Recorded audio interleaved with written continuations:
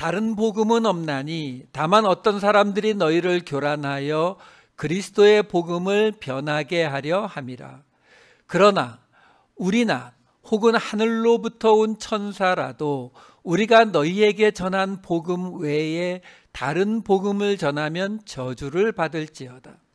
우리가 전에 말하였거니와 내가 지금 다시 말하노니 만일 누구든지 너희가 받은 것 외에 다른 복음을 전하면 저주를 받을지어다.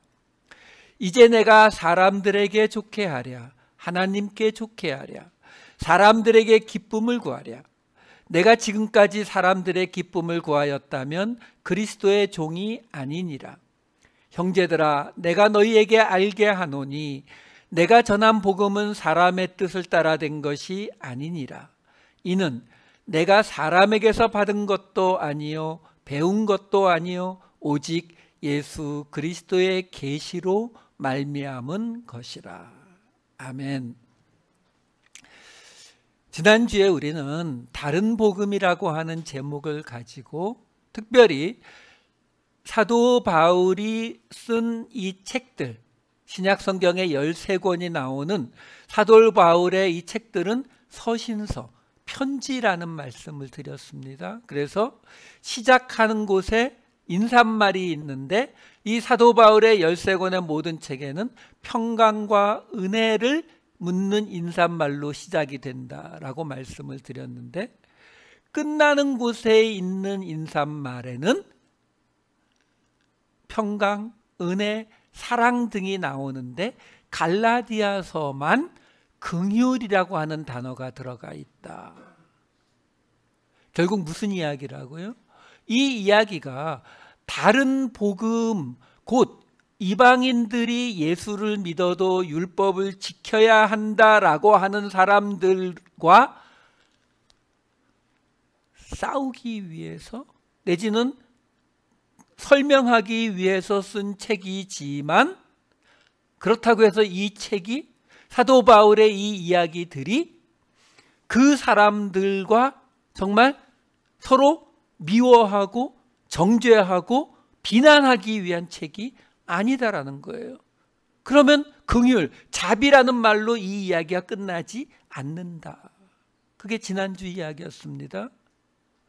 그 이야기를 할 때 이 끝나는 곳에 은혜라고 하는 단어가 사도 바울의 13서신서 중에 갈라디아서에만 없다라는 말씀을 드렸는데, 어느 집사님이 갈라디아서에도 있어요 라고 해서 보니까 맞더라고요. 물론 전체 내용은 긍휼이라고 하는 단어가 들어갔다는 것이 가장 중요하기 때문에 상관없지만, 정정해 드립니다. 이런 지적이 들어오면은 너무 좋아요. 왜냐하면 저 혼자 막 떠들고 있는 게 아니라 여러분들이 함께 그것을 고민하고 보고 있다라고 하는 것이 되어서 좀 많이들 부탁드려요. 어떤 때 제가 실수로 또는 몰라서 잘못을 했는데 아무 반응이 없으면 허무해요. 듣고 계신 거 맞나? 뭐 이런 느낌 듭니다. 자, 어쨌든 오늘 이야기로 들어가 봅니다. 사도 바울이 말이에요, 지난주에 다른 복음이라고 하는 이야기를 했어요. 1장 6절부터 1장 6절과 7절을 다시 좀 볼게요. 그리스도의 은혜로 너희를 부르신 이를 이같이 속히 떠나 다른 복음을 따르는 것을 내가 이상하게 여기노라 라고 하면서 오늘 본문 7절로 이어지는 거거든요. 다른 복음은 없나니 다만 어떤 사람들이 너희를 교란하여 그리스도의 복음을 변하게 하려 함이라. 여기에 이게 지금 번역이 좀 문제가 있어요. 왜 그러냐면 지금 7절 시작하는 곳에 다른 복음은 없나니 이렇게 나오지만 실제 원어를 보게 되면 복음, 유앙겔리온이라고 하는 단어가 없어요. 그러니까 이 앞에 다른 복음은 없나니라는 이 부분을 원어를 직접 번역하면은 그것은 다른 것이 아니다 이렇게 됩니다. 이게 지금 그러면 앞에서는 지금 내가 전한 복음이 아니라 다른 복음을 너희가 금방 따라가는 것을 내가 이상하게 여긴다라고 했는데 곧장 이어서 그것은 다른 복음이 아니다 라고 나오면 말이 문맥이 안 맞잖아요. 그러다 보니까 지금 우리 성경에 다른 복음은 없나니 이렇게 번역을 해버린 거거든요. 근데 사실은 그 의미가 아니라 헬라어 원어로는 서로 지금 한국말로는 다른이라고 하는 한 단어로 번역이 되어 있지만 6절에서 나오는 너희가 다른 복음을 이같이 속히 따르는 것이 이상하다라고 할 때의 다른이라고 하는 이 헤테스라고 하는 단어하고 지금 이 7절에 나오는 다른이라고 하는 건 알로라고 하는 다른 단어예요. 그러니까 이게 한국말도 그렇고 영어도 그렇고 구별이 안 돼요. 같은 의미긴 한데, 그러니까 굳이 이거를 설명을 해드리면 어떤 의미냐면은 위에 나오는 이 헤테론이라고 하는 다른이라고 하는 의미는 종류 자체가 다른 거. 지금 7절에 나오는 그것은 다른 것이 아니다라고 하는 다른에 나오는 알로라고 하는 이 헬라어 단어는 종류 자체는 같은데 그 종류 안에서 다른 거. 그러니까 지금 이렇게 생각하시면 돼요. 사도 바울이 이 커피가 진짜 맛있는 커피라고, 이 커피 드시라고 추천해 준 거예요. 그러니까 사람들이 커피 맛있다라고 먹더니 금방 보니까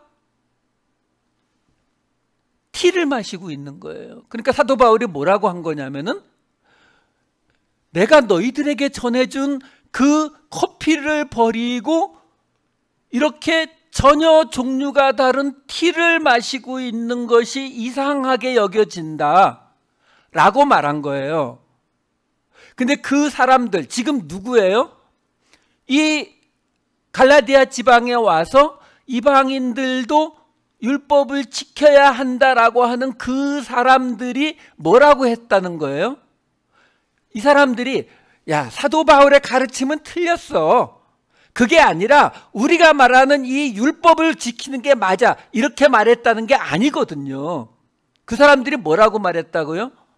알로, 곧 티를 주면서 이거 커피의 한 종류야 라고 말한 거예요. 그러니까 지금 사도 바울이 뭐라고 말하고 있냐면 내가 준 커피를 그렇게 속히 떠나서 티를 마시고 있는 너희들이 이상하다.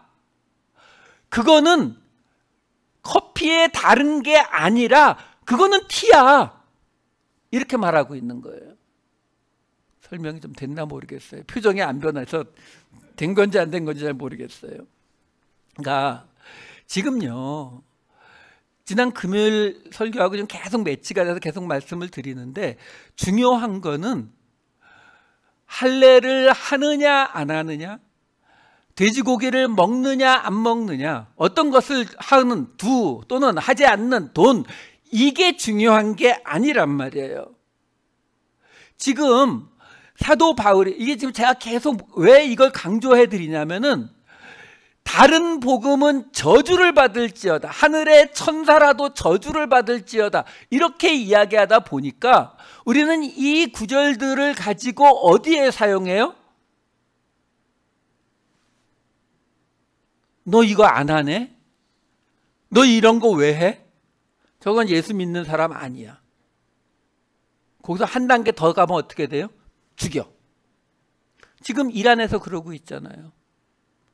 히잡 하나 쓰는 거를 가지고 죽여야 된다 이러고 말하고 있는 거예요. 똑같은 개념에 그 사람들은 조금 더 과격할 뿐인 거고 다르지 않다고요. 왜? 지금 우리가 이 갈라디아 지방에 와서 율법을 지켜야 한다는 이 사람들이 그냥 유대인이 아니에요. 우리 사도행전에서 봤잖아요. 사도행전 15장 5절, 21장 20절 보시면은 뭐라고 나와요? 바리새파 중에 어떤 믿는 사람들이 일어나 말하되, 예수를 믿는 사람들이에요. 21장 10절에도 보시게 되면은 중간에 유대인 중에 믿는 자 수만 명이 있으니 다 율법의 열성을 가진 자라고. 그러니까 유대인들 중에서 이미 예수를 믿는 사람이에요. 예수를 믿는데도 율법을 같이 지켜야 한다라고 말하는 것뿐이라고요. 그러니까 이 사람들을 나쁜 놈 이러면 더 이상의 발전이 없어요. 이 사람들도 나오진 않지만 우리가 짐작해 보면은 아마도 아니 새로 시작하는 초대교회가 지금 저 강력한 유대인들하고 굳이 싸울 필요가 뭐가 있냐. 그 사람들이 지키라고 하는 율법 몇 가지만 지켜주면 그러면 그냥 서로 잘 넘어갈 수 있지 않느냐. 그런 생각을 했을 수도 있다고요. 그들이 생각할 때 이 예수 믿는 이 놈들을 다 죽여야 돼. 이게 아니잖아요. 왜? 이미 예수를 믿는 사람들이라고요. 근데 왜 사도 바울은 이 일에 대해서 저주를 이야기할 정도로 심하게 반응하느냐라는 거죠. 요 라인을 잘 찾으셔야 되는 거예요. 안 그러면 우리도 까딱하면은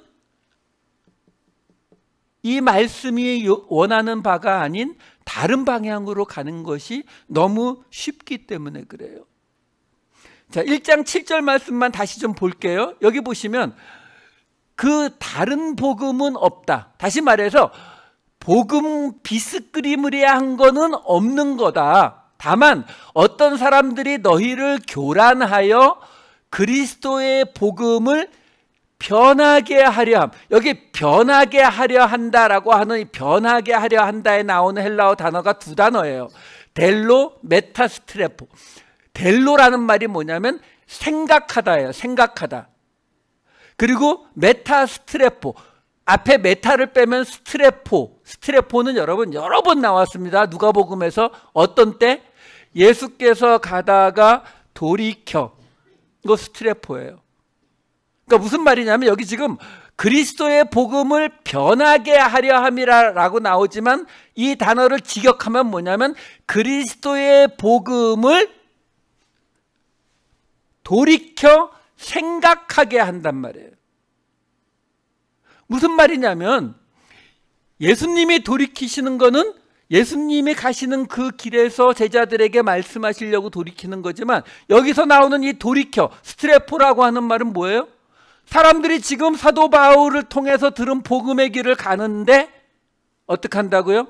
사람들을 교란시켜서 생각을 돌이키게 한다고요. 그러니까 무슨 말이냐면 믿음이라고 하는 것은요 생각의 싸움이에요. 그러니까 우리는 자꾸 어떤 것을 지키느냐 지키지 않느냐가 믿음의 싸움인 줄 알아요. 그래가지고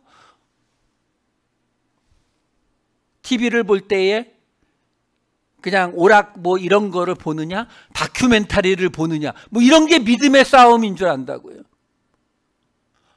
그게 아니라 어떻게 생각하느냐의 싸움이라고요. 지금 할례, 돼지고기 뭐 이런 것들을 지키느냐 안 지키느냐의 싸움이 아니라 어떻게 생각하느냐. 이렇게 예를 들어 드릴게요. 지금 자꾸 할례 뭐 이런 거 나오니까 우리하고 별로 상관없는 이야기 같이 느껴지시잖아요. 우리가 기복신앙 그러면은 잘못된 신앙이다. 우리 이렇게 생각하잖아요. 그렇죠? 내가 어려움에 빠졌을 때 하나님 내 비즈니스 다시 살려주세요. 내 건강 다시 지켜주세요. 뭐 이런 거 기도하는 거는 기복신앙이라고 그거는 잘못된 거라고 많이들 이야기하잖아요. 그러면 예수를 믿는 사람은 병에 걸려도 그냥 그래 뭐 목사님이 맨날 뭐 저 기드론 골짜기로 내려가고 뭐 사망의 음침한 골짜기 맨날 이렇게 이야기하니까 뭐 당연히 그냥 어려움 속에 빠지는 건 당연한 거지 뭐 그냥 그렇게 사는 게 예수 믿는 거 맞아요? 아니 우리가 신을 믿는데 내가 어려움 속에 빠졌는데 그 어려움을 내가 믿는 신에게 부탁하지도 못한다면 그게 무슨 신을 믿는 거예요. 근데 부탁하면 또 기복신앙이라 그러고 어쩌라는 거예요. 그게 무슨 이야기냐면 그게 바로 할례, 돼지고기 뭐 이거하고 똑같은 거예요. 그러니까 하나님 앞에 기도하세요. 내 문제 해결해 달라고 하세요. 그래도 뭐 목사님 말씀 들으니까 하나님 그런 거 안 들어주시는 것 아니요, 들어주십니다. 왜 안 들어줘요? 그 자체는, 그거는 믿음의 본질이 아니거든요. 지난 금요일 설교 때 제가 말씀드렸잖아요. 예루살렘 공의회에서 이방인들이 할례를 받을 필요가 없다라고, 율법을 지킬 필요가 없다라고 결정을 했다니까요. 그래서 그것을 안디옥 교회와 갈라디아 지방에 있는 교회에 사람, 유다와 실라도 보내고 편지도 써서 이방인들은 율법을 지키지 않아도 된다라고 말을 했단 말이에요. 그러니까 이방인들은 율법을 지킬 필요가 없다. 율법은 필요 없으니까, 그렇죠? 근데 재밌는 건 뭐냐면 예루살렘 공의회에서 그렇게 결정을 했는데 그 예루살렘에 있는 유대인 그리스도인들, 유대인 중에 예수를 믿은 사람들에게, 자, 이제 이렇게 결정했으니까 너희들도 이제 자식을 낳았을 때 난지 8일 만에 할례 받을 필요가 없다라고 공표를 안 해요. 왜요?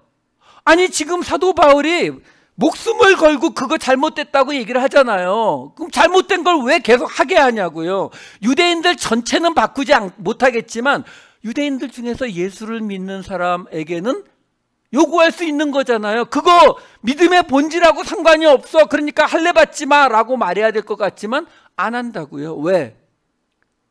진짜로 믿음의 본질하고 상관이 없으니까 할례를, 너희는 1000년 넘게 할례 받아왔으니까 할례 받든 말든.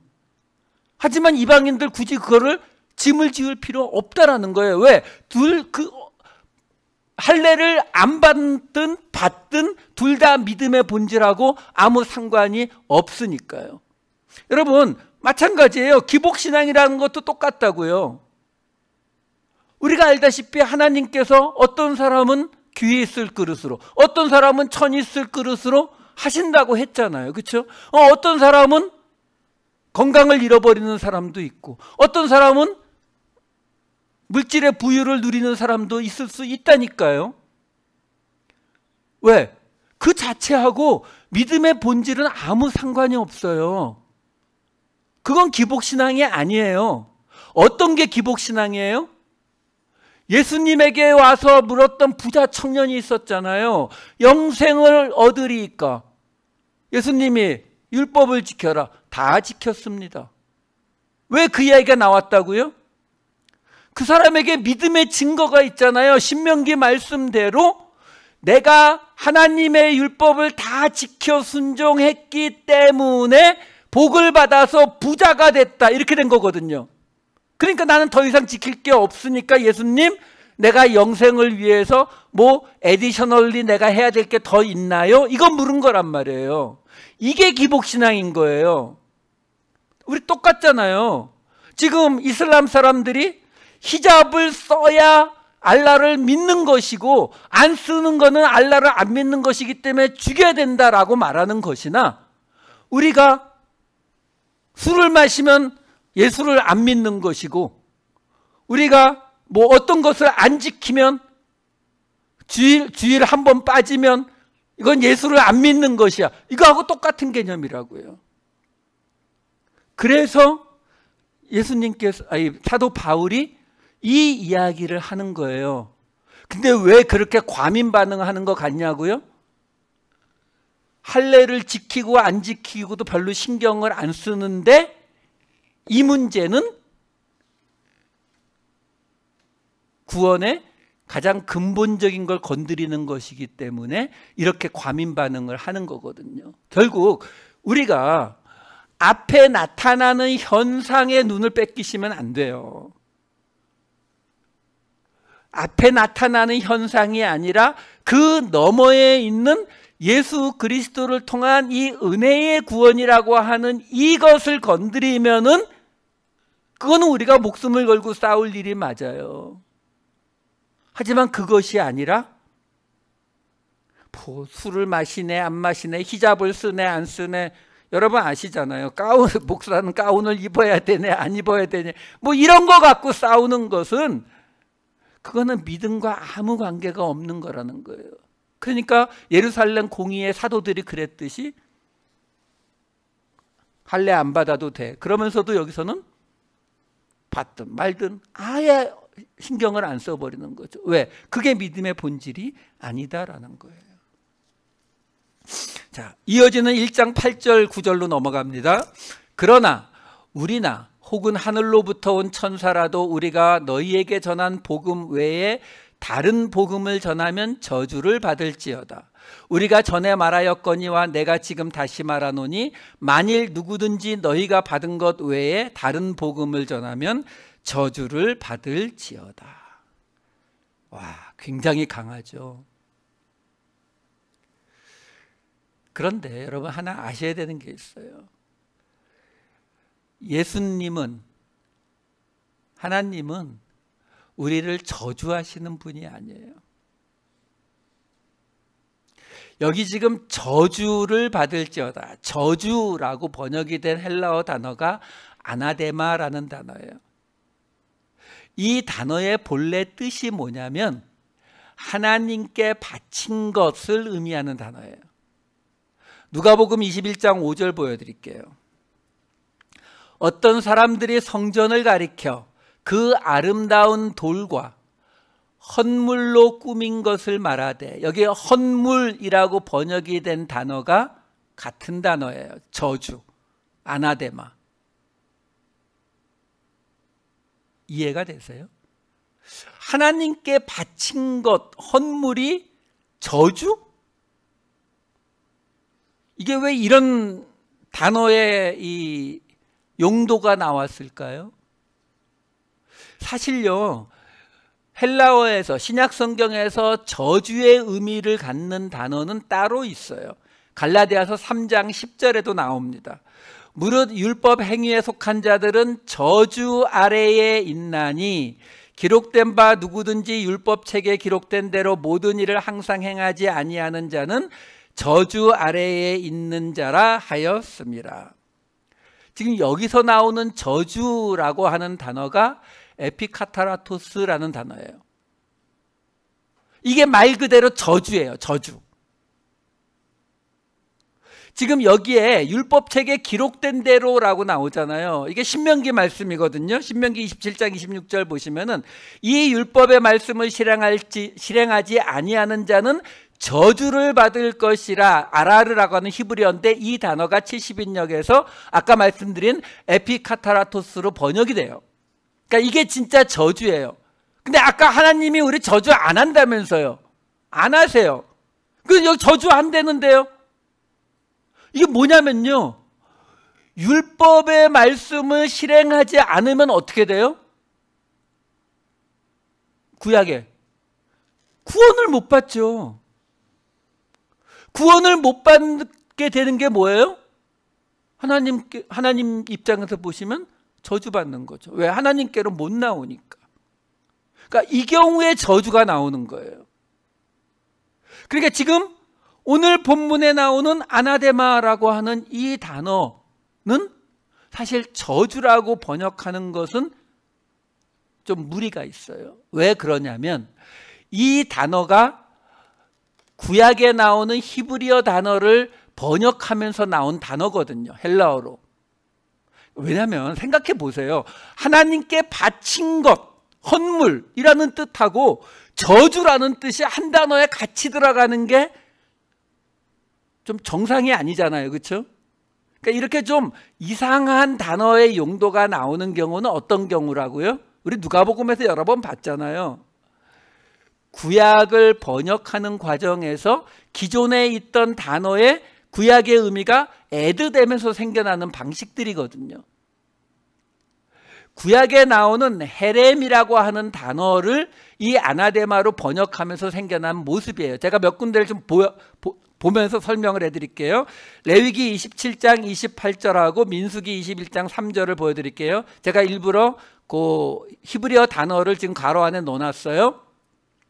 어떤 사람이 자기 소유 중에서 오직 여호와께 온전히 바친 요거는 헤렘의 동사형 하람이에요. 온전히 바친 모든 것은 사람이든지 가축이든지 기업에 바치든지 팔지도 못하고 무르지도 못하나니 바친 것, 이게 바로 아나데마로 번역된 명사형 헤렘이에요. 바친 것은 다 여호와께 지극히 거룩함이며. 민수기 21장 3절, 여호와께서 이스라엘의 목소리를 들으시고 가나안 사람을 그들의 손에 넘기심에 그들과 그들의 성읍을 다 멸하니라.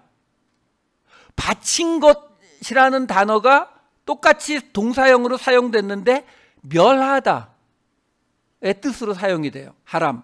그러므로 그곳 이름을 호르마, 바쳐진 곳이라 하였도다.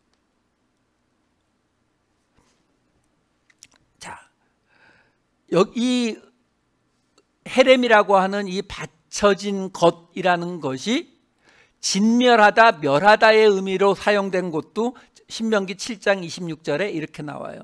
너는 가증한 것을 내 집에 들이지 말라. 너도 그것과 같이 진멸당할 것이 될까 하노라. 헤렘이에요.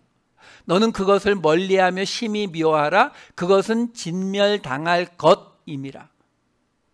이게 이 헤렘이라고 하는 단어의 용도라고요.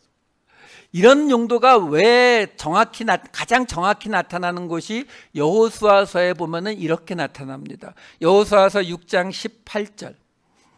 너희는, 이게 지금 여리고 성을 쳐서 무너뜨리면서 하나님이 주시는 명령이에요. 너희는 온전히 바치고 그 여리고 성에서 전리품으로 얻게 된 모든 것들을 하나님 앞에 온전히 바치고, 하람 동사형, 그 바친 것 명사형 헤렘 중에서 어떤 것이든지 취하여 너희가 이스라엘 진영으로 바치는 것, 헤렘이 되게 하여 고통을 당하지 아니하도록. 다시 말해서 그 전리품 중에 너희 진영으로 가지고 왔다가 하나님한테 벌받아서 고통당하지 않도록 그 바친 물건 헤렘에 손대지 말라. 근데 은금과 동철 기구들은 다 여호와께 구별될 것이니 그것을 여호와의 곳간에 드릴지니라 하니라. 이렇게 나와요. 그 뒷부분은 제 설교문인데 잘못 제가 넣었어요. 지금 여기서 하나님이 뭐라고 하냐면은 그 여리고에서 취하는 모든 전리품을 이스라엘 진영으로 갖고 들어오지 말라는 말이에요. 한마디로 다 여호와께 바치라는 거거든요. 근데 그 실제로 전쟁을 이제 여리고성이 무너진 다음에 그 전리품을 어떻게 했다고 나오느냐면 여호수아서 6장 21절과 24절. 그 성 안에 있는 모든 것을 온전히 바치되, 하람 동사형이에요. 남녀노소와 소와 양과 나귀를 칼날로 멸하니라. 무슨 말이에요? 생명이 있는 것들, 사람이든 가축이든 생명이 있는 것을 하나님께 바치는 것, 헤렘이 뭐예요? 다 죽여버리는 것. 그럼 생명이 없는 거는요, 24절에 무리가 그 성과 그 가운데에 있는 모든 것을 불로 사르고 은금과 동철기구는 여호와의 집 곳간에 두었더라. 하나님이 금, 은 이런 거는 귀한 거니까 따로 곳간에 두라고요? 아니요, 불에 안 타니까. 다시 말해서 지금 보여드린 이 구약의 말씀들이 히브리어 헤렘, 바쳐진 것이라고 하는 이 단어가 왜 저주받은, 진멸당하는, 파괴당하는 내 의미를 같이 갖게 되는지를 보여주는 거예요. 왜? 하나님께 바치는 것, 우리가 그냥 제사 드린다고 생각해 보세요. 살아있는 양을 끌고 와서 살아있는 양을 통째로 올려놓을 수는 없잖아요. 그 양을 죽여야 돼요. 그게 하나님 앞에 바치는 거라고요. 그래서 우리가 잘 알다시피 하나님 앞에 바쳐놓고 집에 가보니까 이게 좀 필요하네요 하고 다시 못 가져가죠. 그렇죠? 그러니까 이 헤렘, 헬라어 아나데마라고 하는 말의 뜻 안에는 뭐가 들어가 있어요? 진멸당할 것 또는 금지된 것, 이런 의미가 들어가는 거예요. 그래서 갈라디아서에 유명한 구절이 나오잖아요. 갈라디아서 2장 20절 말씀이 뭐예요? 내가 그리스도와 함께 십자가에 못 박혔나니 그런즉 이제는 내가 사는 것이 아니요 오직 내 안에 그리스도께서 사시는 것이라. 이게 무슨 말이에요? 우리가 하나님께 바쳐진 존재가 되었다. 우리 맨날 십자가 져야 된다. 자기 십자가를 져라. 십자가를 진단 말이 뭐예요? 십자가 운반에 간다고요? 들고 간다고요? 십자가에 못 박히라는 거잖아요. 그건 뭐예요? 죽으란 거죠. 그게 지금 뭐라고요? 진멸당하는 거예요. 하나님 앞에 바쳐진다라고 하는 것은 하나님 앞에 죽임당하는 것, 진멸당하는 것을 말하는 거거든요. 그러니까 지금 제가 뭘 설명하고 있었어요? 헷갈리지 마세요. 또 지금 하늘의 천사라도 다른 복음을 전하면 저주를 받을지어다. 이 저주를 받을지어다라고 하는 이 대목을 지금 아나데마라는 단어를 설명해 드리고 있는 거예요. 그러면 사도 바울이 나나 하늘의 천사라도 저주를 받을지어다 그렇게 말하겠느냐라는 거예요.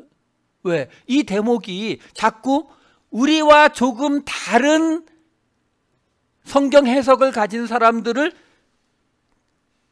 때려잡는 용도로 자꾸 사용이 되거든요. 봐, 사도 바울이 하늘의 천사라도 저주받으라고 했는데 저것들을 그냥 살려두면 돼? 이렇게 나온다고요. 아니요, 이거는 지금 그런 말씀이 아니라 뭘 말하고 있는 거예요? 지금 사도 바울이 지금 율법을 지켜야 된다라고 말하는 그런 이야기들을 하게 되면 하늘의 천사라 할지라도 너희들은 바쳐진 자가 된다. 근데 누구에게요?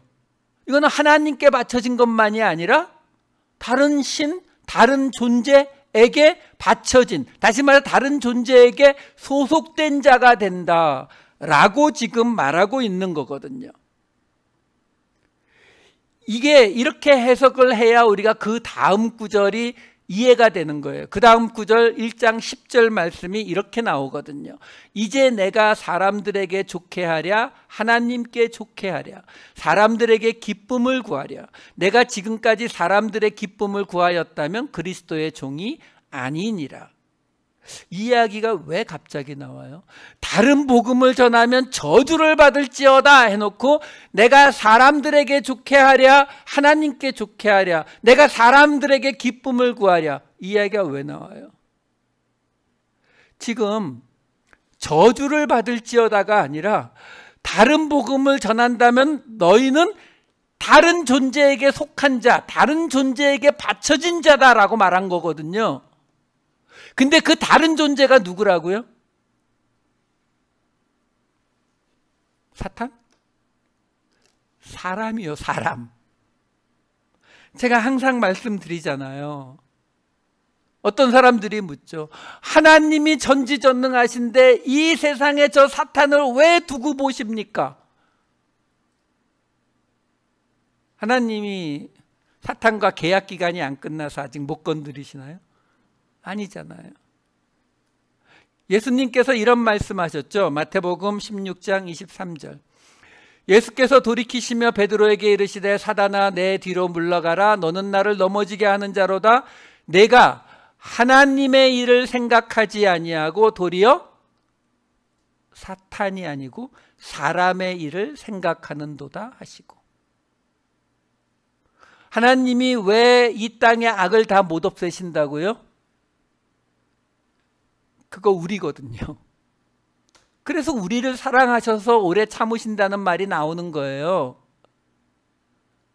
내가 하나님 다시는 안 그럴게요 해놓고 또 죄짓는 그거 일일이 하나님이 참으신다는 말이 아니라 우리 사람의 일을 생각하는 것은 항상 하나님의 일을 생각하는 것과 부딪힙니다. 여러분 우리가 알잖아요. 애초부터 이 모든 사단이 어디서 생겼어요? 사탄 말고요. 이 모든 난리 법석이 어디서 생겼어요? 우리가 하나님하고 맞먹겠다고 하면서 생긴 거잖아요. 그렇죠? 그냥 여러분 괜히 뭐 원죄니 뭐 이런 말 하면서 죄로 느껴지지도 않는데 하나님 나는 죄인이에요 뭐 이거 아니에요. 우리는 지금 이 순간에도 우리의 본성은요 끊임없이 하나님과 대적합니다. 끊임없이 보세요. 베드로가 주는 그리스도시여 하나님의 아들이십니다 이 고백을 하는 바로 그 자리에서 예수님한테 사탄 소리 듣잖아요. 왜? 베드로가 뭘 잘못했는데요? 아니 몇 년 동안 따라다녔던 스승님이 가서 죽는다는데 그 정도 말도 못합니까? 그 정도 말을 안 하면 도리어 이상한 거죠. 근데 그 기준이 뭐예요? 사람의 일이요. 우리 기준으로 볼 때 아니 스승님이 가서 잡혀 죽는다는데 수석 제자가 가서 뭐 죽으시든 말든 뭐 이렇게 말할 수는 없는 거잖아요. 그래서 안 됩니다 했더니 곧장 사단아 이렇게 나온 거거든요. 여러분 이게 우리의 본성을 너무 쉽게 생각하지 마세요. 어느 날 기도하면서 막 끌어올라 가지고 눈물 콧물 흘리면서 주여 주여 부르짖었다고 해서 이제는 드디어 하나님을 대적하는 자리에서 떠나서 조금 나아진 자리로 옮겨졌겠지? 꿈 깨세요. 그렇게 쉽게 될 거라면 이 난리법석이 선악과에서 시작되지도 않았어요. 지금 사도 바울이 이야기하는 거예요. 너희가 다른 복음을 전한다면 율법을 지켜야 한다는 그것을 주장한다면 너희는 하나님이나 예수께 속한 자들이 아니라 다른 존재에게 바쳐진 자들이다. 다른 존재 누구? 사람에게, 사람의 생각에게 바쳐진, 사람의 생각대로 살아가는 존재들이다. 내가 지금 사람을 기쁘게 하려고 이렇게 하고 있다면 너희들을 반대할 이유가 없다. 내가 이제 와서 사람을 좋게 하랴? 아니 하나님을 좋게 할 거다. 너희들의 생각과 부딪힐 수밖에 없다. 그 설명을 지금 해주고 있는 거예요. 여러분 우리가 할례, 율법 여러 가지 이런 것들을 안 지켜도 된다라고 하면 훨씬 편할 것 같잖아요. 그렇죠? 뭐 지금도 뭐 할례 받아야 되고 뭐 안식일 지켜야 되고 돼지고기 먹으면 안 되고 순대도 안 되고 선짓국도 안 되고 뭐 그냥 해장국은 되고 뭐 이거 고르려고 생각해 봐요. 얼마나 복잡하겠나. 그거에 비해서 아니야 그냥 먹고 싶은 거 먹고 이사 갈 때에 좋은 날 나쁜 날 안 골라도 돼. 이게 훨씬 편할 것 같잖아요.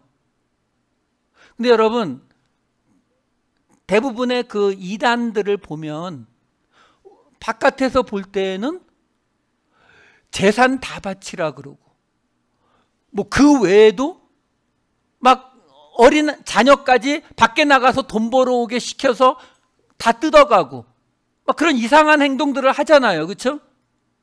근데 그 사람들이 안 떠나잖아요. 못 떠난다고요? 뭐 신천지나 뭐 이런 데서 그 사람들을 못 떠나게 붙잡고 있다고요? 저는 그렇게 보지 않아요. 뭐 못 떠나게 붙잡는 케이스가 전혀 없지는 않겠지만 저는 대부분이 그렇지 않을 거라고 봐요. 왜요? 그런 것들을 강조하면 할수록 교인이 늘어납니다. 그거 아세요? 장로교든 성결교든 상관없어요. 성도들에게 그런 모든 것들을 강요하고 그거 안 하면은 예수 믿는 거 아니라고 강조하면 할수록 교인이 늘어난다니까요. 왜? 그게 우리 본성에 맞거든요. 여러분 무당이나 점치러 가는 뭐 저도 가보진 않았고 그냥 이렇게 뭐 인터넷이나 영상에서 본 거지만 공통점이 있잖아요. 어떤 공통점? 다 반말 쓰죠. 반말. 제가 여기서 여러분들한테 반말로 설교하면은 다음 주부터 안 나오실 거잖아요. 근데 이단으로 가면 갈수록 다 반말 쓰는 거 아세요? 헌금 미리 안 내면은 점 안 쳐주죠. 선불이에요. 후불 없어요. 근데 사람들이 갑니다. 왜? 우리는 그게 우리에게 맞거든요. 그게 우리 본성이에요. 우리는 우리를 존중해주고 이러면은 더 좋아할 것 같지만 아니요. 교회에서도 목사님들 설교 속에서도 심심치 않게 듣는 단어가 뭐예요? 하늘은 스스로 돕는 자를 돕습니다. 하나님 앞에 매달리세요. 이렇게 나오잖아요. 여러분, 그 말이 뭐냐면 다른 복음이에요. 그게 우리가 믿는 예수 그리스도의 은혜의 구원과 정면으로 부딪히는 거예요.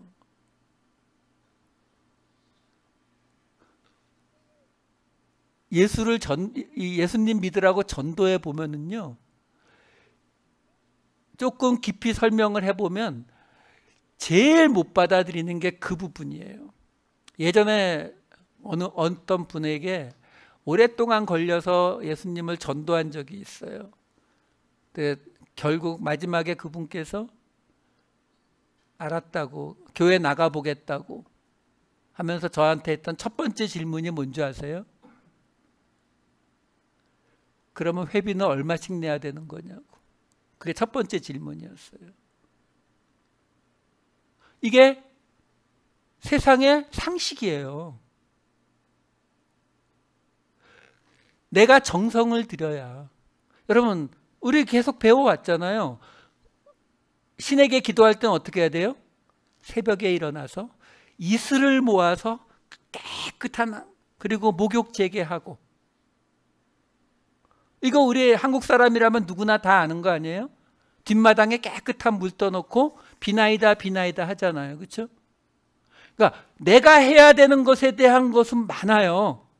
그 물도 뭐 어떤 인터넷을 찾아보니까 어떤 곳에서는 뭐 높은 산에 가서 깨끗한 계곡물을 떠야 된다고, 어떤 곳에서는 아침에 나뭇잎에 있는 이슬을 모아야 된다라고 하고. 그러니까 내가 해야 될 것에 대해서는 이 세상에서 그런 것들을 굉장히 세세하게 알려줘요. 근데 가장 재밌는 건 뭐냐면 누구에게 기도해야 된다는 거는 없어요. 우리 할머니들이 뒷마당에 정화수 떠놓고 기도한다고 할 때 어느 신에게 기도하는지 알고 있어요? 들어보신 적 있어요? 없어요. 상관없는 거예요. 어떤 신이든 상관없어요. 왜? 내가 어느 만큼 정성을 들이느냐. 지성이면 감천. 내 정성이 끝까지 이르러서 감천, 하늘을 감동시킬 수 있느냐 없느냐의 문제란 말이에요. 이 기준을 갖고 있으면 결코 공짜로 구원을 받았다라는 이 은혜의 구원의 개념을 받아들일 수 없거든요. 이게 다른 복음의 개념이다라는 거예요. 그 다른 복음을 사도 바울이 이렇게 설명을 합니다. 1장 11절 12절. 형제들아, 내가 너희에게 알게 하노니 내가 전한 복음은 사람의 뜻을 따라 된 것이 아니니라. 이는 내가 사람에게서 받은 것도 아니요 배운 것도 아니요 오직 예수 그리스도의 계시로 말미암은 것이니라. 자, 여기서 이 사도 바울의 뭐라고 할까요? 그 자신감 내지는 이 자랑하고 싶은 그 프라우드한 이 모습이에요. 왜 그러냐면 지금 결국 사도 바울이 말하고 있는 게 결국 뭐예요? 은혜의 구원이거든요. 근데 그 은혜의 구원이라는 말이 아직 안 나오고 있어요. 대신 우리가 지난주에 보았다시피 앞에서 1장 4절에 이렇게 나와 있었죠. 그리스도께서 하나님 곧 우리 아버지의 뜻을 따라 이 악한 세대에서 우리를 건지시려고 우리 죄를 위하여 자기 몸을 주셨으니, 대속이란 단어 없다고 말씀드렸어요. 우리 죄를 위하여 자기 몸을 주셨다라고 하는 이 개념이 처음 나온 거예요. 지난주에 말씀드렸잖아요. 이 대속, 리트론이라고 하는 이 개념이 복음서에 딱 한 번밖에 등장을 안 한다고요.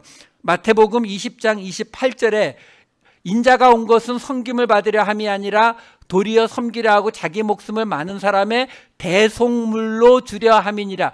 여기 한번 딱 나온 게 전부인데, 여기 나오는 이 리트론이라고 하는 단어도 여기 한번 딱 사용되고는 신약 성경 전체에 없어요.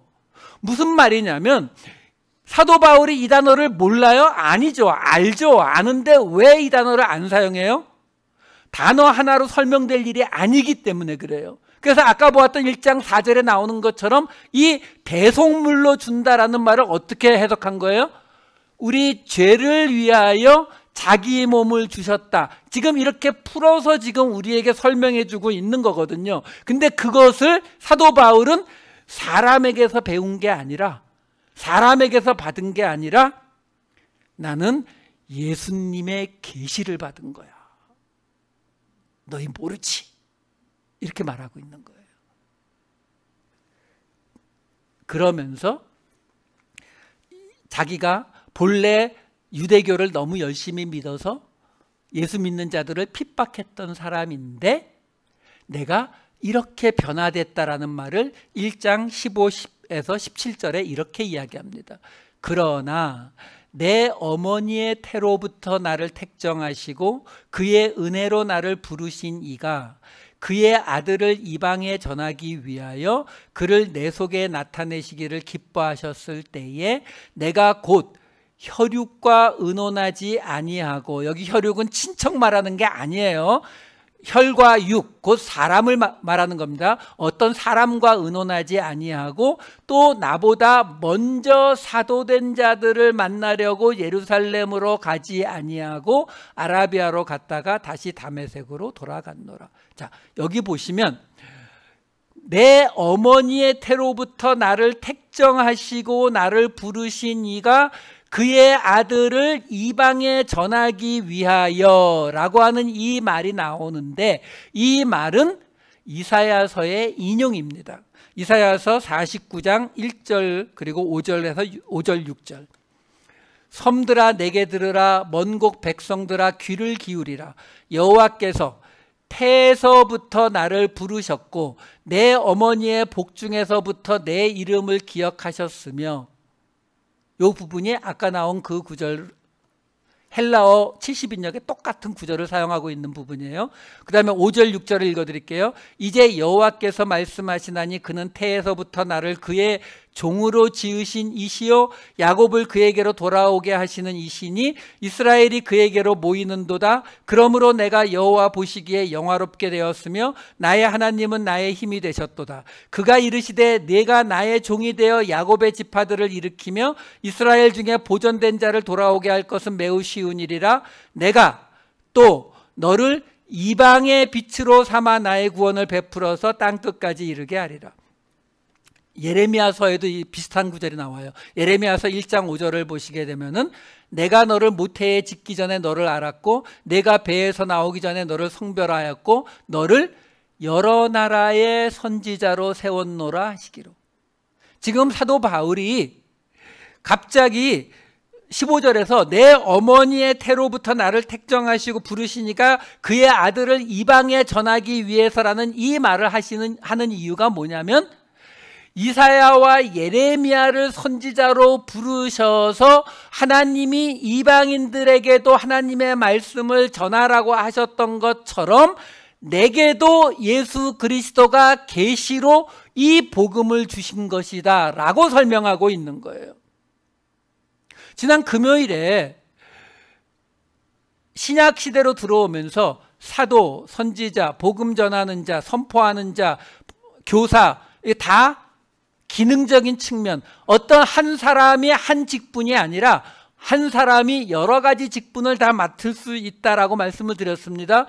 그 이야기대로 사도 바울이 지금 자신은 한마디로 말해서 이사야, 예레미야와 같이 선지자가 뭐예요? 하나님의 말씀을 받아서 전하는 자 같이 지금 내가 말하고 있는 이방인들이 율법을 지키지 않아도 예수 그리스도가 우리 죄를 위하여 그의 몸을 주셨다는 이 이야기가 너희들이 생전 처음 들어보는 이야기 같겠지만 마치 이스라엘 백성들이 이사야와 예레미야의 이야기를 생소하게 들었던 것처럼 내가 예수 그리스도를 통해서 받은 계시다. 그래서 내가 이 계시를 받고서 혈육, 살과 피를, 그러니까 사람들에게 그것에 대해서 물어보지도 않고 그 당시 가장 큰 권위를 가진 예루살렘에 가서 사도들에게 묻지도 않고 아라비아에 갔다가 거기서 3년 있다가 다메섹으로 돌아간 것뿐이다. 곧 내가 지금 너희들에게 설명하고 있는 이 은혜의 구원이라고 하는 예수님이 죽으심이 우리의 죄를 씻어주시는 일이다. 근데 그것은 모든 이방인들에게까지 주어지는 일이다라고 하는 이 생소한 이야기가 예수님으로부터 직접 받은 계시다. 그걸 뭐라고 설명하냐면 로마서 16장 25, 26절에 보면은 여기서는 내가 전한 복음이라고 갈라디아서에서 말했던 바울이 로마서에서는 뭐라고 해요? 나의 복음. 나의 복음. 왜? 그랬잖아요. 바울이 지금 자신감 뿜뿜이라니까요. 지금 너희들 이런 거 처음 알지? 이게 진짜 예수님 가르침의 진짜 핵심이야. 나의 복음. 나의 복음과 예수 그리스도를 전파하면 영세전부터 감추어졌다가 이제는 나타나신 바 되었으며 영원하신 하나님의 명을 따라 선지자들의 글로 말미암아 모든 민족이 믿어 순종하게 하시려고 알게 하신 바 그 신비의 계시를 따라 아포칼립스 미스테리온, 이게 감추어진 신비한 계시였다는 거예요. 그게 나에게 주어졌다. 그래서 이게 에베소서에 가면 이렇게 나와요. 에베소서 3장 3절에서 4절. 곧 계시로 내게 비밀을 알게 하신 것은 내가 먼저 간단히 기록함과 같으니 그것을 읽으면 내가 그리스도의 비밀을 깨달은 것을 너희가 알 수 있으리라. 골로새서 1장 26, 27절.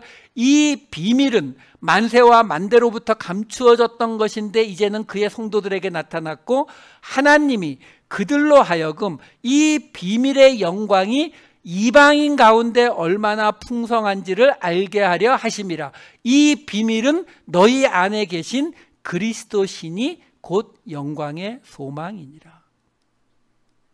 이런 구절들 때문에 제가 사도 바울의 서신서를 이 사도행전의 순서대로 따라가겠다고 하는 거예요. 지금 사도 바울이 자기가 깨닫게 된 이 예수 그리스도의 복음에 대한 그 개념이 바뀌어가는 걸 볼 수 있잖아요. 지금 갈라디아서에서는 내가 전한 복음이라고 했다가 로마서쯤 가니까 내 복음, 근데 그것이 예수님의 계시로 받은 비밀스러운 복음이라고 하더니 골로새서, 이제 로마의 감옥에 갇혔을 때 끄트머리에는 뭐라고 말한다고요? 그 비밀이 뭐라고요? 그리스도 자체라는 거죠. 사도 바울은 뭐라고 얘기하는 거예요? 지금 우리가 말하는 이 은혜의 구원, 지금 율법의 이야기를 가지고 할례를 지키느냐 마느냐 하고 이야기하고 있는 그것들은 전혀 본질이 아니라는 거죠. 본질은 예수 그리스도의 죽음이 우리를 은혜로 우리의 행위와 전혀 상관없이 은혜로 구원받았다는 이게 본질인데 그 본질이 곧 예수 그리스도의 존재 그 자체라는 거예요. 예수님이라고 하는 그 존재 자체가 이 일이 아니면 존재할 필요가 없는, 그래서 그 비밀은 너희 안에 계신 예수 그리스도다라는 말로 이 골로새서에 나오는 거거든요. 결국 사도 바울이 알아요. 이 이야기들이 결코 쉽게 받아들여질 이야기가 아니라는 걸 알죠. 그러니까 끝없이 자기가 받은 계시라는 게 뭐예요? 신으로부터 직접 받은 어떤 신비한 것, 비밀이라고. 비밀이었기 때문에 너희가 잘 이해하지 못하고 있는 것뿐이지 나는 그 비밀을 깨달았는데 그 비밀이 바로 예수 그리스도 자체다. 왜? 이 당시 유대인들이 이해할 수 없는 거잖아요. 아니 무슨 메시아가 왔으면 우리를 구원해 주든지 무슨 우리가 추가로 지켜야 될 영생을 얻을 방법을 알려주든지 뭐 이것이 아니라 왔다가 그냥 잡혀 죽고 끝? 그게 무슨 메시아냐? 사도 바울이 이야기하는 거예요. 그 존재, 예수 그리스도라는 존재가 이 땅에 와서 그 죽임을 당했다는 그 자체가 바로 복음의, 새로운 복음의 핵심이고, 이것이 안 맞으면 다른 복음, 이것이 안 맞으면 다른 존재, 곧 세상에 또는 사람에 속한 존재가 되는 것이다. 안 믿겨지지? 이사야와 예레미야가 하나님의 말씀을 받아서 전한 것을 믿는 마음으로 내가 전한 이 말을 믿어봐. 그래서 이 이후에 갈라디아서의 이 뒷부분으로 가면 이제 조금씩 무슨 이야기가 나와요? 바로 우리 죄를 위하여 자기 몸을 주신 대속, 이 개념을 조금씩 더 설명해 나가는 이야기가 이 갈라디아서 끝까지 쭉 이어지는 거예요. 여러분, 우리가 처음에도 말씀드렸지만 우리가 어느 날 갑자기 도통해지지 않습니다. 그냥 자전거 타고 있다고 생각하시면 돼요. 자전거는 끊임없이 핸들을 조정해야 넘어지지 않고 갈 수 있는 거예요. 그러니까 내가 어느 날 40일 금식 기도를 해냈으니까, 또는 나는 예수를 5대째 믿고 있으니까, 나는 모태신앙이니까, 내가 전도사, 목사가 됐으니까 이제 나는 어느 정도 방향 잡고 가고 있지? 그렇게 만만하지 않다니까요. 은혜로 구원받는다, 우리가 너무너무 많이 듣고 말하는 이야기지만 이 개념을 온전히 우리가 우리 삶 속에서 따라가는 게 결코 쉽지 않다고요. 왜? 어떤 사람들이 나는 예수를 믿으니까 이것도 안 하고 이거는 하기 싫어도 하고 이러고 있는데 그걸 어기는 사람이 보이면 이런 마음 들잖아요. 근데 그게 뭐라고요? 그거 다른 복음이라니까요. 할례를 차라리 받으시라고요. 차라리 돼지고기를 먹지 마시라고요. 그거는 아무 의미가 없다니까요. 그런데 그 어떤 것을 가지고 비난하고 정죄하는 용어로 사용하는 것? 왜? 우리가 그런 율법을 어떤 것을 지키느냐 지키지 않느냐를 따지게 되면은요, 그 다음에 우리에게서 나오는 거는 다른 사람을 향한 비난과 정죄밖에 없어요. 안 나올 수가 없어요. 그거 안 나오는 분들이 가끔 있죠. 도통했다고 하시는 분들, 신선 같은 분들. 우리는 그런 수준 아니잖아요. 끊임없이 깨어 있어야 하는 이유가 그거예요. 그래서 예수님을 확인하자라고 말씀드리는 거예요. 자전거처럼 순간순간 항상 내가 넘어질 수 있다, 항상 내가 지금 가는 길이, 내가 가는 방향이 예수님을 바라보고 있는 방향이 아닐 수 있다라는 생각을 하고 계셔야 돼요. 그렇게 깨어있지 않으면 어느 날 나는 열심히 잘 달려가고 있는데 이렇게 가는 일이 생겨난다라는 것입니다. 하나님께 속한 자, 바쳐진 자의 복음은 바로 예수 그리스도의 은혜의 구원을 올바르게 이해하고 있는 사람이에요. 그 자리로 예수님을 끊임없이 확인하면서 또 한 주를 열심히 살아가시는 저와 여러분 되시기를 우리 주님의 이름으로 축원합니다. 기도하시겠습니다. 사랑의 많으신 아버지 하나님, 사람의 생각을 떠나 우리의 기준을 떠나 하나님 중심으로 복음 기준으로 살아갈 수 있는, 그래서 사람에게 바쳐진 자, 사람에게 속한 자가 아니라 하나님께 바쳐진 자, 그래서 우리가 하나님 앞에 죽임을 당하고 우리 안에 그리스도가 다시 살게 되는 우리 모두가 되게 하여 주시옵소서. 감사드리옵고 이 모든 말씀 우리 주 예수 그리스도의 이름으로 기도하옵나이다. 아멘.